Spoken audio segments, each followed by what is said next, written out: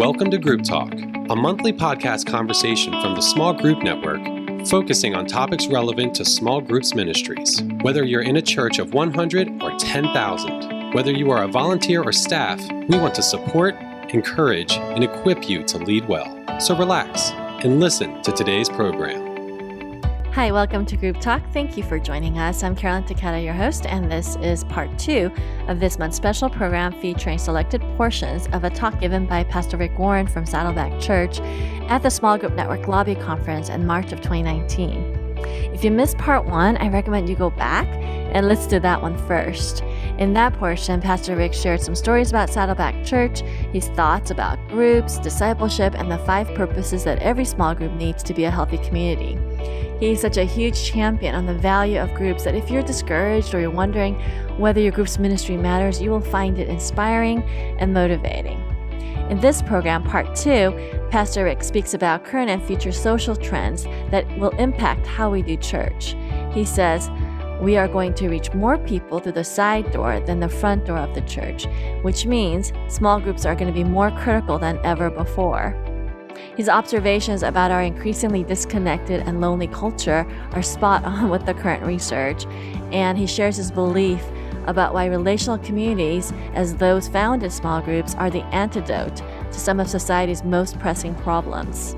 Pastor Rick concludes with a summary and an explanation of Saddleback's campaign host strategy for starting new groups, and he argues that the church needs to, quote, not just make believers, but make belongers. And I know that's not grammatically accurate, but I love that thought. So we hope God will use Pastor Rick's words to encourage and empower you in your ministry. So here we go, part 2 with Pastor Rick Warren. Turn to the person next to you and say, I love you. That's weird. and so only in authentic community can you have authentic love. And that's why the value of small groups is so important. Loneliness is the number one epidemic in our society today. Studies in America say about half of Americans say, I'm lonely. I am lonely. You can be married and lonely. It's interesting, we have more technology to connect us, and yet that kind of connection actually creates dissatisfaction. Studies have shown that the more teenage girls are on social media, the more lonely they feel. Because everybody's presenting my so-called perfect life. And I feel like I'm missing out. And I feel like, oh, look at the fun they're having. And you had a beautiful latte. I don't have a beautiful latte.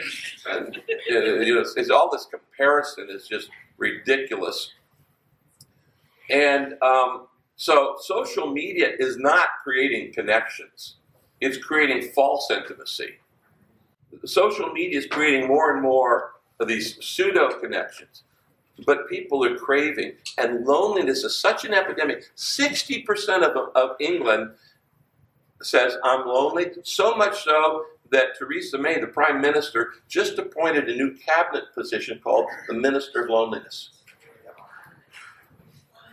There's a Minister of Loneliness in the English cabinet because it's so widespread. When you go onto Google, look for the Cigna, C-I-G-N-A, report on loneliness.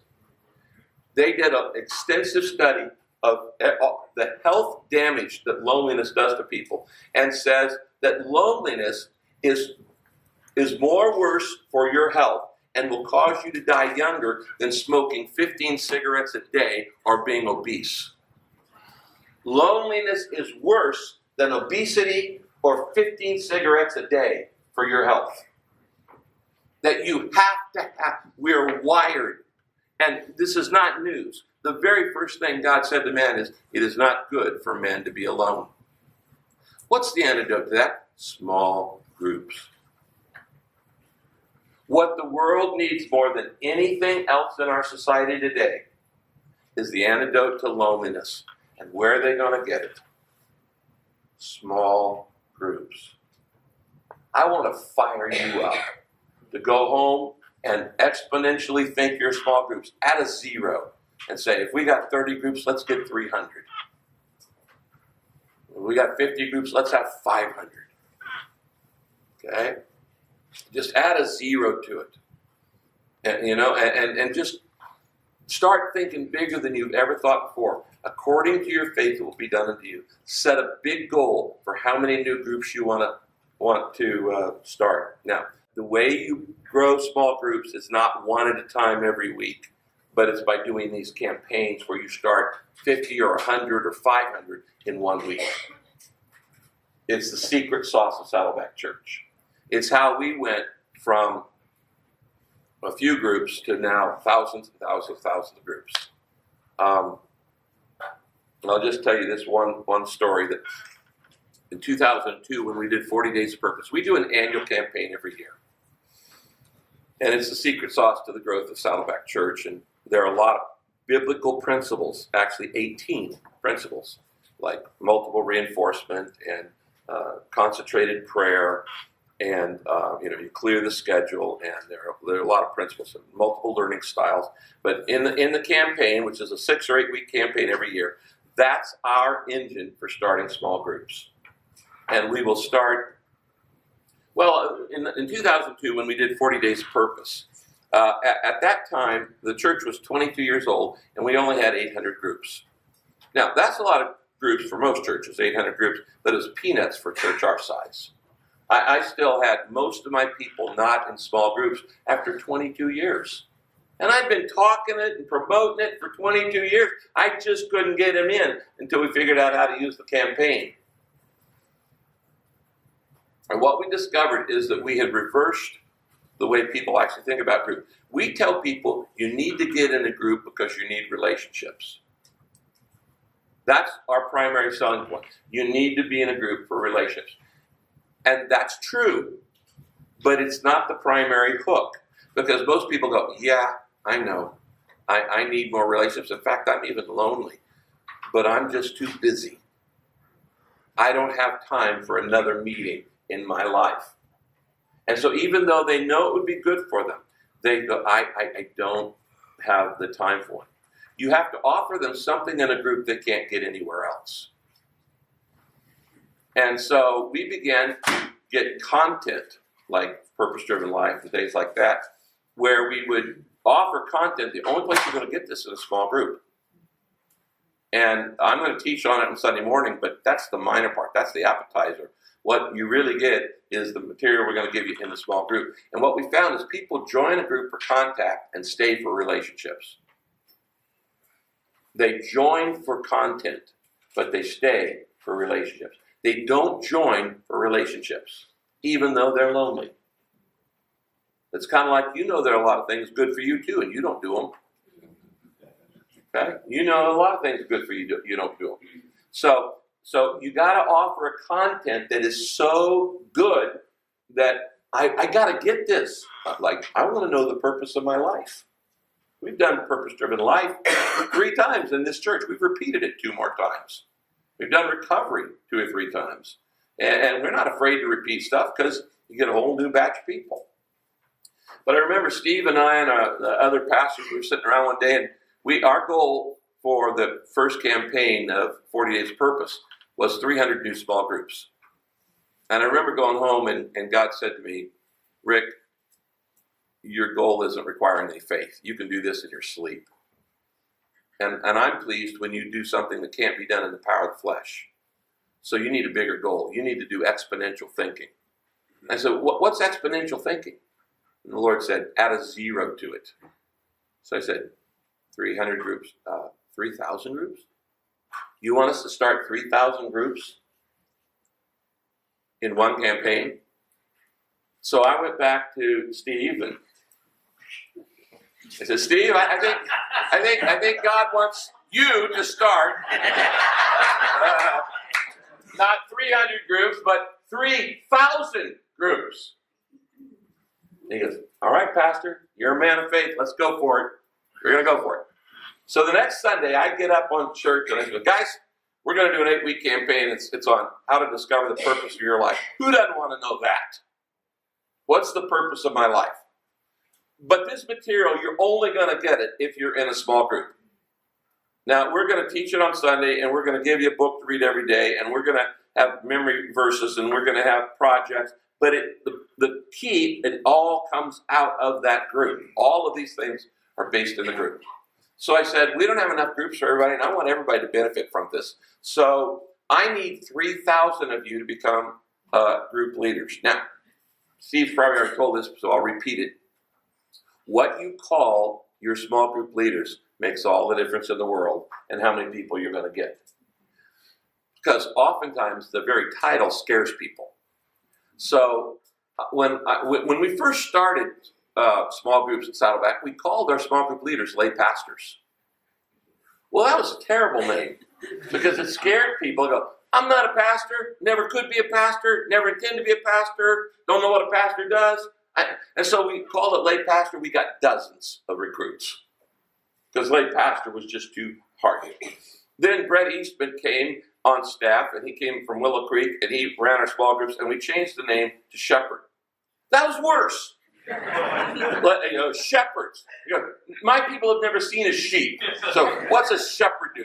I'm not a shepherd, never been a shepherd, don't know how to be a shepherd, couldn't be a shepherd. It was a terrible, terrible name for our small group leaders. So then we changed it to small group teacher. And people said, I can't teach. I'm not a teacher. I don't know how to teach. I never will be able to teach. I'm just not a teacher. So then we changed it to small group leader. People said, I'm not a leader. I've never been a leader. Couldn't be a leader. Don't know how to be a leader. I've never seen myself a leader. I'm not a leader. So I got to thinking, in my church, for every person who has the gift of teaching or leading, I've got 10 people with the gift of hospitality. Hospitality may be the most common gift in the church. And I'll say this now, you're going to hear it from me a lot in the next 10 years. Hospitality is going to be the front door for evangelism in the church of the next decade. Hospitality is the front door to evangelism in the next decade. The more hospitable your church becomes, the more evangelistically effective you'll become. Hospitality is the door to the future in a skeptical, cynical society. But I said, I've got 10 people who got the gift of hospitality for everybody's a teacher or a leader. So we changed the name to host. I'm not a group leader. I'm not a group teacher. I'm not a group pastor or shepherd. I'm just a group host. Well, little old ladies could be a host. A lady who's 95 years old could be a host. She's hosted all of her life. So I get up on Sunday morning and I go, I need 3,000 of you to become hosts. I'm not asking you to do this the rest of your life. I'm not asking you to do it for 10 years or until the millennium. I'm asking you to do it for 8 weeks, 6 weeks, okay? Now, here's what it stands for, H-O-S-T, H. You have to like people. You have to have a heart for people. If you don't like people, if you're a grouch, you can't be a host, so don't even apply. You have to be a lover of people. Hosts have to like people. O, open up your home. Or needed a Starbucks or office or what. Open up your home. S, serve something to drink. Okay. T, turn on the DVD player.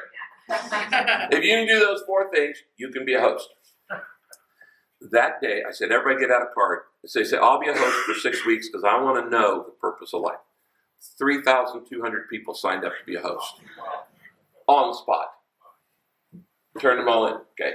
It's putting the barrier as low as possible. I'm not asking you to do it the rest of your life, just asking you to do it right now. So then I said, okay, now here's the thing. If you just signed up, and I still didn't know how many had signed up because we hadn't counted the cards yet. But at the end of the service, I said, I want you to show up tomorrow night, Monday night, right here in the sanctuary, and I'm going to give you 1 hour of training. You only need 1 hour to be a host. So the next night, 3,200 people show up to be a host. I said, I'm going to give you your packet, your kit with the curriculum and the books and the DVD and all that. I'll give you all the campaign kit. You got to pick it up here. I'm going to give you an hour training. So 3,200 people show up. So the first thing I say is, now, with a group this big, some of you probably have never stepped across the line spiritually and given your life to Christ. Maybe you're interested in knowing the purpose of life, but maybe you don't know Jesus in a personal way. It would be a pretty good idea for you to know Christ in order to be a host. Does anybody need for me to explain to you how to become a connection to Christ? 17 people raised their hand. Right there in front of those 30. And in front of 3,200 people, I led those 17 people to Christ. Everybody clapped. We all prayed together. Those 17 people gave their life to Christ. Right there. So then I said, now, it'd probably be a good idea if you're going to be a host that you be baptized. Jesus said, this is the way you show that you're following Him. It's in the Great Commandment and Great Commission. Be baptized. So anybody need baptized? That week I baptized 400 people of the hosts. 400 of the hosts who had never been baptized. Then I said, now we're going to look at your information and we're going to talk to you and we're going to send you out with material. And what we found is that there were some people who weren't quite ready morally. Like they were living together and they weren't married and they were going to host a home in their home. We thought, but we didn't want to say no to anybody. So we said, now, really you need to be married. But I tell you what, we know you're going to work this out. So we're going to make you assistant host. Because we know you're going to get this thing together. And we know you're going to get married and make this thing legit and all that. So we didn't make him a host, we made him assistant host. So we launched over 3,000 small groups in 1 week. Now, at the end of that 6 weeks, I remember I had 800. At 800, and we went and when it all boiled out, we ended up with about 2,800 small groups during that 6 period. And I told them, you don't have to do this for 6 weeks. At the end of that, I lost 1,000 groups. A lot of them just stopped, okay? And people, oh man, you lost 1,000. No, I gained 1,000. Because I had 800 here, I went to 2,800, and I went back to 1,800. I added 1,000 permanent groups in 6 weeks. That's a pretty good deal, okay? Now, what we've learned since then is how to not lose these people. The next year, we did it again. We had a big bump, and we gained about 1,000 new groups, and we went back down, but we only lost like 500 of them. And then the next year, we went up. We gained like 500 new groups, but we kept almost all of them, like 400 of them. Now we don't lose any groups anymore because we know before the campaign's over, we've already decided the curriculum they're going to start then, and we have a pep rally for those people and give them the next 6 weeks of material. So we keep them going. So our retention rate is much, much higher. So what I'm saying is you don't grow your small groups like this. Add 1 group a week, 2 groups, 3 groups. No, you have a group where you go, boom, real high, and then you're going to go down and you'll lose some of them after campaign, but you're up higher than you were before. This is called the pyramiding principle of growth. And you have a big day and you go back down, but you're not as low as you were before. A big day, and then you go back down, big day, and go back down. So I leave you with this. Start learning everything you can about loneliness. Start learning. It's going to be the epidemic that opens the side door to the church.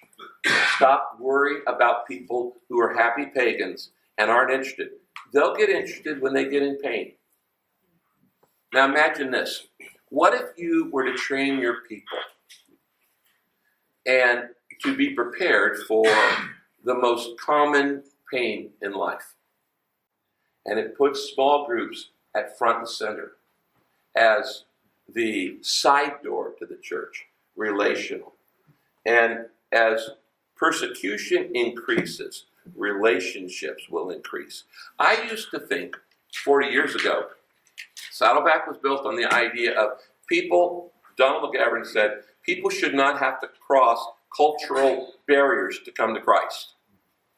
In other words, you got to dress like us to come to Christ. You got to talk like us to come to Christ. You got to like the food. You got to talk. You got to pray like us. You got to like the kind of music. You got to cross cultural barriers to come to Christ.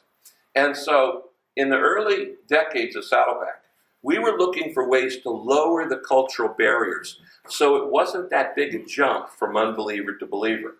We didn't want to put artificial. It's enough saying you got to take up your cross. That's a big enough barrier in itself. I don't need to say you got to wear a white shirt and a tie. or you got to, whatever. And so we were always looking way to lower the cultural barriers to show that you could be a Christian and you didn't look like the Amish out there. You weren't that different. I don't believe that works anymore in our society today. I believe the more different we are from society, the more attractive we become.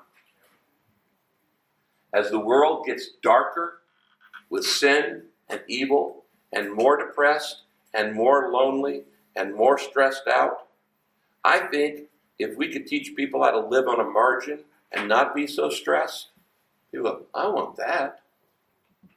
Today, the problem with most people is when they look at other Christians, they are identical to the way they live, except they have more meetings to go to. There's no difference between Christian and non-Christian, except you have 3 extra meetings to go to. No, thank you. Jesus did not say, I've come that you might have meetings. He said, I've come that you might have life. I think the more meetings we have, the more it sucks the life out of us. And so I actually think that the church that is willing to be different, that the more different we are from society, the more attractive it will be. For everybody? No. But for that 25% good seed soil. And you can build a church on 25%. And I do think that it's going to be not the front door, but it's going to be the side doors, and it's going to be the small groups in the next generation. So we need you desperately. Keep doing what you're doing. Don't give up. It's all about love. Leadership is not about programs, and it's not about goals, and it's not about numbers. It's all about loving people. And when you do that, God's blessing is on your life. You will have the favor of God. Wow. Again, we are so thankful for Pastor Rick Warren and his leadership and everything that he did for us at the Lobby Gathering 2019. We hope that we were able to bring a part of the lobby to you through this podcast. Now, before we go, let's talk about Accelerate SoCal. Accelerate SoCal Small Group Workshop is coming July 2019. Make sure you get your tickets today. This is the best event value as it includes registration, lodging, and meals for 3 days and 2 nights at the beautiful Rancho Capistrano Retreat Center. Enjoy the beauty of Southern California, grow as a leader, strengthen your team, and accelerate the health and growth of your small group ministry by attending our Accelerate SoCal Small Group Workshop, July 8th through the 10th. Go to smallgroupnetwork.com/events to register. We'll see you next month. Thank you for listening to Group Talk. We invite you to subscribe to the podcast through iTunes and get new episodes downloaded automatically. Also, if you enjoy this program, please take a few minutes to give us a positive rating on iTunes so that other small group point people can find us more easily. We encourage you to visit our website at smallgroupnetwork.com to access our library of free resources, connect to a huddle with other small group ministry leaders in your area, read our blog articles, or join us on our Facebook group. Don't forget to use the hashtag SGNet when engaging with your social media channels. Thank you for your support.